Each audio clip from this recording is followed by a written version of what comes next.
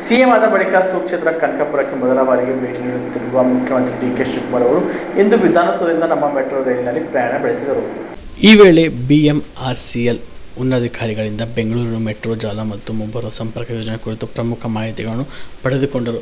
ಮುಖ್ಯಮಂತ್ರಿಯನ್ನು ಮೆಟ್ರೋದಲ್ಲಿ ಕಂಡ ಸಾರ್ವಜನಿಕರು ಸಹ ಪ್ರಯಾಣಿಕರು ಅಚ್ಚರಿ ಮತ್ತು ಸಂತಸ ವ್ಯಕ್ತಪಡಿಸಿದರು. ಅನೇಕ ಮೆಟ್ರೋ ಪ್ರಯಾಣಿಕರು ಸಿಎಂ ಜೊತೆ ಸೆಲ್ಫಿ ಕ್ಲಿಕ್ಕಿಸಿಕೊಂಡು ಸಂಭ್ರಮಿಸಿದರು.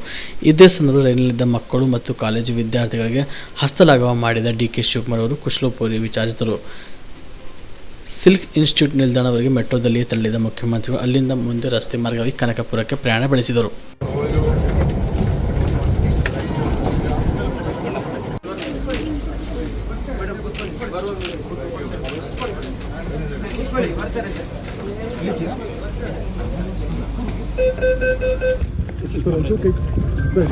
ಕರ್ಕೊಂಡು ಬಂದಿದ್ದಾರೆ ಜನ.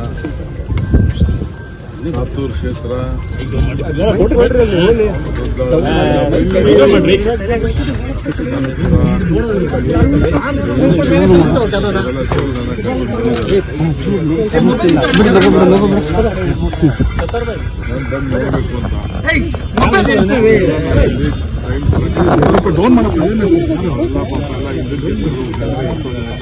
ಯಾರು ಬರಬೇಡಿ ಅಂತ ರಿಕ್ವೆಸ್ಟ್ ಮಾಡಿದ್ರು.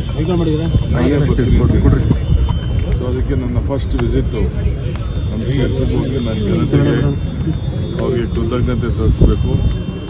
ಅವರ ಭಾವನೆ, ಅವರ ಶ್ರಮ, ಅವರಿಗೆ ಫಲ ಸಿಗಬೇಕು. ಎಲ್ಲರಿಗೂ ಶ್ರಮಕ್ಕೆ ತಕ್ಕಂತೆ ಫಲ ಸಿಗಬೇಕಲ್ಲ. ಅಟ್ಲೀಸ್ಟ್ ನಾನು ಬಿಪಿಎಲ್ ರೇಷನ್ ಕಾರ್ಡ್ ಹಾಗೂ ಆಯುಷ್ಮಾನ್ ಕಾರ್ಡ್ ಫಲಾನುಭವಿಗಳಿಗೆ ಸುಜಿನಿ ಆಸ್ಪತ್ರೆಯಲ್ಲಿ ಉಚಿತ ಚಿಕಿತ್ಸೆ. ಕಲಬುರಗಿಯಲ್ಲಿ ಸ್ತ್ರೀ ರೋಗ ಹಾಗೂ ಮಕ್ಕಳ ಚಿಕಿತ್ಸೆಗಾಗಿಯೇ ಪ್ರತ್ಯೇಕ ಆಸ್ಪತ್ರೆ ಪ್ರಾರಂಭ.